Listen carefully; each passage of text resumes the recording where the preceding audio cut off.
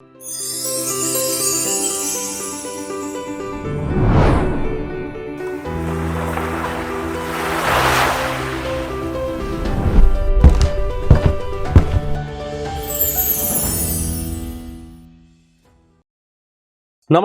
नमस्कार नमस्कार। कलेक्टर लोग, एसपी लोग या भविष्य के कलेक्टर लोग, एसपी लोग बड़े खुश होंगे। मेंस का रिजल्ट आ गया, धौलपुर हाउस ने बुलाया है, इंटरव्यू का बुलावा आया है और डर भी लग रहा होगा क्या पूछेंगे, कैसे पूछेंगे।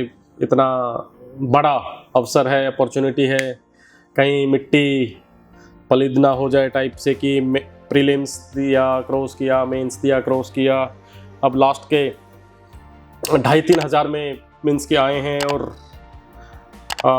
कहीं फिर से जीरो से शुरुआत ना करनी पड़ जाए। तो सबके मन में ये डर होता है, हमारे मन में भी था। मैंने टोटल यूपीएससी के अंदर 3 इंटरव्यू दिए हैं। पहले के अंदर स्कोर बहुत ख़राब रहा, 300 में से उस वक्त 300 नंबर का होता था and I fetched 114 if I am not wrong, इधर दिस वाज 114 और 117, जो कि बहुत ही ख़राब स्कोर है। और उसी की वजह से, या वो भी एक वजह थी कि जिसकी वजह से फाइनल मेरिट लिस्ट में कहीं भी स्थान नहीं मिला। सो उन चीज़ों से सीखा कि इंटरव्यू में क्या गलतियां नहीं करनी। तो उसी के बारे में बात कर रहा हूँ आपसे कि जनरली जैसे यूपीएससी का जो इंटरव्यू है, या यूपीएससी के इंटरव्यू को इंटरव्यू बोलते भी नहीं है, उसको पर्सनैलिटी टेस्ट बोलते हैं वैसे भी। तो वो बाकी जो इंटरव्यू, जैसे कि for example if you are MBA और if you are an engineer और आप किसी कंपनी के अंदर नौकरी के लिए या कोई XYZ जगह पे जा रहे हैं, तो जो इंटरव्यू होता है और ये जो personality test by UPSC for IAS IPS and all these civil services होता है, तो उसमें थोड़ा फ़र्क रहता है। जो टेक्निकल फील्ड का जो इंटरव्यू रहता है, तो उसमें आपसे एक्सपेक्टेशन की जाती है कि आपको टेक्निकल नॉलेज हो, आपको in depth knowledge of that particular field हो, और आप कितने स्मार्ट हैं, कितने मीन्स कि उस ऑर्गेनाइजेशन के लिए आप कितने इस प्रकार से फिट हैं कि आप उस ऑर्गेनाइजेशन को और हाइट पे लेके जा सकते हैं कि कैसे ले जा सकते हैं। बट यूपीएससी के जो पर्सनैलिटी टेस्ट, यूपीएससी का जो इंटरव्यू है, उसमें मुझे जैसा फील होता है और बाकी जो कैंडिडेट से बात होती है, जो बैचमेट से बात होती है, या जिन अपने साथ के लोगों को, बैचमेट्स को या देखते हैं, सो वहाँ पे जो नॉलेज का टेस्ट है वो प्रीलिम्स और मेंस में मोर और लेस हो चुका होता है। इंटरव्यूअर किसी भी कैंडिडेट के अंदर जो 2 या 3 क्वालिटीज़ जो देखता है ड्यूरिंग इंटरव्यू, उसमें जो पहली क्वालिटी जो मुझे लगता है वो रहती है कि क्लैरिटी ऑफ थॉट्स। आपका अपने विचारों के लिए आप कितने क्लियर हैं। इसमें ऐसा नहीं है कि भी आपके विचार जो इंटरव्यूअर है उनसे मिलने ही चाहिए, no, but how much you are clear on your thoughts. किसी भी चीज़ को, जैसे कोई सिचुएशन देते हैं वो, या आपसे ओपिनियन मांगा जाता है कि आप क्या सोचते हो इस बारे में, so there must be clarity of thought in your mind, in your brain.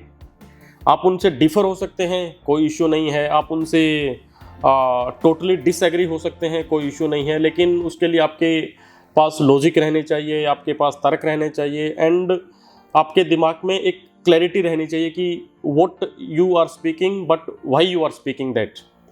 So keep this in mind, there must be clarity of thought. Number 2 जो चीज़ है, they expect awareness about surrounding and opinion for that. क्योंकि after selection, being in civil services, भले ही आप किसी भी service में हो, डजंट मैटर, आउट ऑफ 19, ये आपसे एक्सपेक्ट किया जाता है कि आप अपने सराउंडिंग्स में क्या हो रहा है, जो कि चीज़ें आपका जो स्टेक होल्डर है उसको, अथवा आपके राज्य को, अथवा आपके देश को, विदेश को या जनता को इन जनरल क्या प्रभावित कर रही है। So whether you are aware और not about that surrounding, what is happening, जिसको अपने करंट अफेयर बोलते हैं जनरल टर्म्स में, एंड आपका उस चीज़ के लिए क्या ओपिनियन है।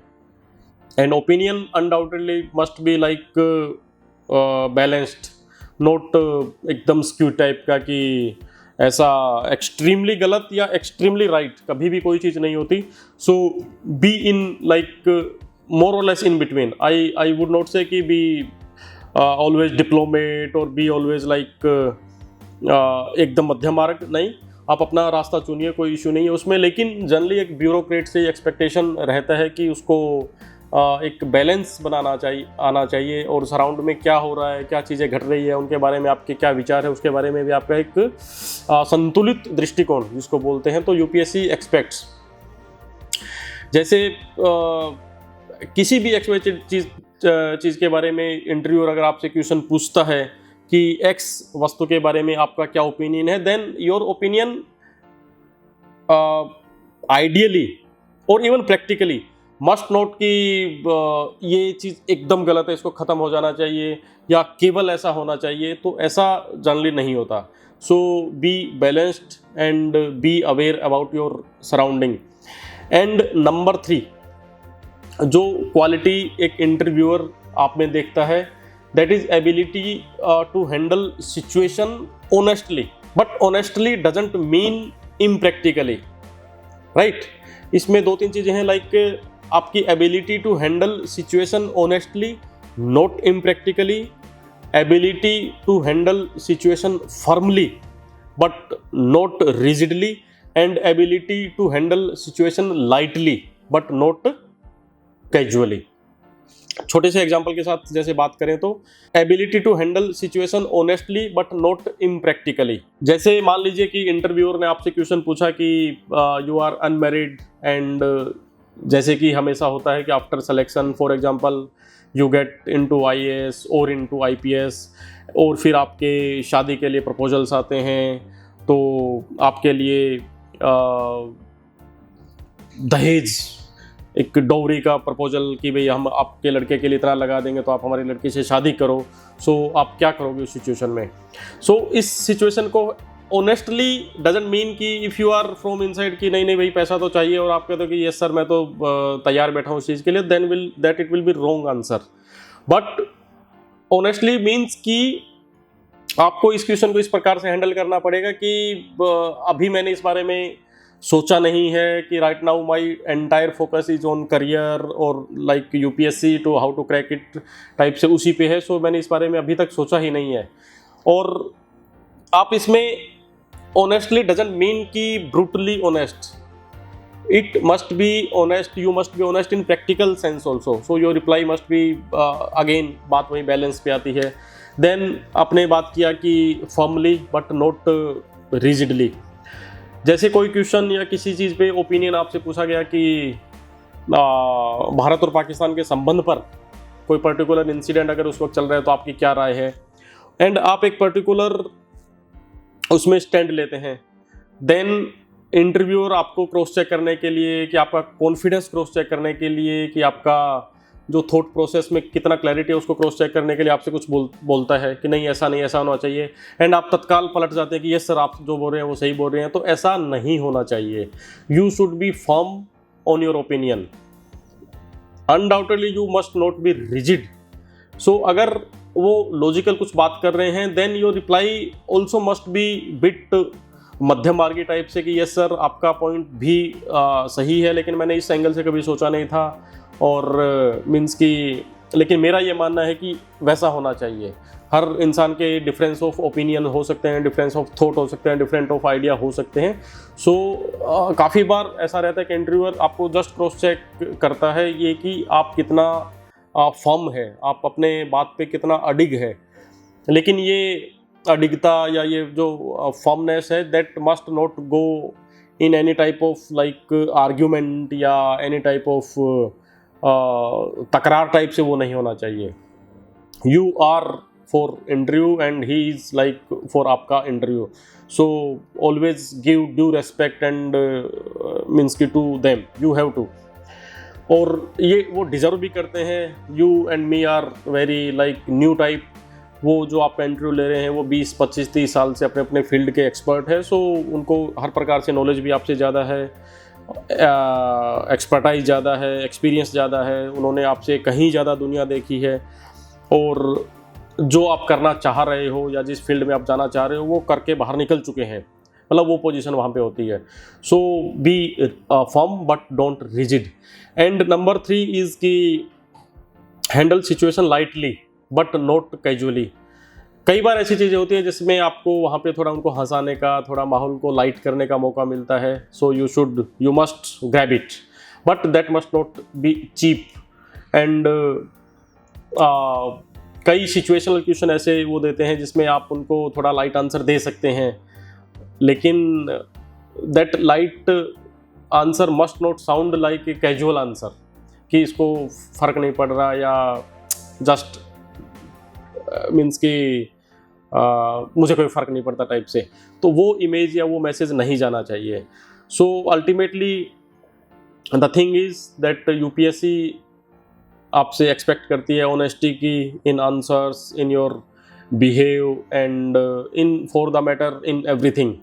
वो आपसे एक्सपेक्ट करती है कि आप किसी भी सिचुएशन को प्यार से, मोहब्बत से, हंसते खेलते लेकिन रिजल्ट ओरिएंटेड बैलेंस्ड वे में कैसे हैंडल कर सकते हो, अपने एक क्लियर थॉट प्रोसेस के साथ, अपने एक फॉर्मनेस के साथ कैसे हैंडल कर सकते हो. सो मेनली इंटरव्यूअर का ये एक रहता है. बाकी थोड़ा और डिटेल में अपने नेक्स्ट वीडियो में बात करेंगे कि और इंटरव्यू के दौरान क्या ध्यान रखना चाहिए. बट अल्टीमेटली जो 30, 35, 40 मिनट का जो प्रोसेस होता है ये इंटरव्यू का, उसमें एट लास्ट मतलब उस 30, 35, 40 मिनट के दौरान किस प्रकार का उस कमरे के अंदर, उस रूम के अंदर, उस माहौल में ऊर्जा, एनर्जी क्या थी, उसमें तनाव था या लाइटनेस था, उसमें एक इनफॉर्मल टॉक जैसा था या something like mechanical talk type का वॉज गोइंग ऑन. तो वो चीज़ें आपका मार्क्स इंटरव्यू में डिसाइड करता है. सो your mahol, your environment, it is your responsibility, absolutely your responsibility being a candidate to make mahol bit energetic, bit lighter, bit something उस प्रकार का कि जैसे उनको भी इंटरव्यू लेने में मज़ा आए, क्योंकि उनके लिए वो एक काम है. उनका सुबह 9:30, 10 बजे जब से स्टार्ट होता है तब से शाम को 6, 7, 8 बजे तक उनका वो काम रहता है. And they have to do their duty. But उसी ड्यूटी के अंदर अगर आप थोड़ा सा आकर्षण या थोड़ा सा मीन्स कि एक चार्म या थोड़ा सा वो चीज़ पैदा कर पाएँ तो उनको भी अच्छा लगेगा एंड उस चीज़ का निश्चित रूप से फ़ायदा आपको मिलेगा. सो होपफुली जो मैं मैसेज आपको कन्वे करना चाह रहा हूँ वो समझ गए होंगे. Be prepared. एंड बाकी जो चीज़ें आपने डिटेल जो एप्लीकेशन फॉर्म होता है उसमें भरी है वो पूरा तैयार करके जाइए. अगर नॉलेज बेस आपके पास होगा, स्ट्रॉन्ग होगा, तो you will be like confident and be absolutely free to say no. अगर आपको किसी क्वेश्चन का जवाब नहीं आता है, मेनली फैक्चुअल का, तो आप निश्चित रूप से ना बोल सकते हैं. कंटिन्यूस आप 10 बार भी ना बोल सकते हैं, कोई फ़र्क नहीं पड़ता. But your no must be polite. Your no must have a sense that yes आपको नहीं पता है but you are willing to know about it, कि मैं जाके देखूंगा कि अच्छा ये चीज़ है क्या, मुझे आइडिया नहीं है टाइप से. So ultimately they are seeking something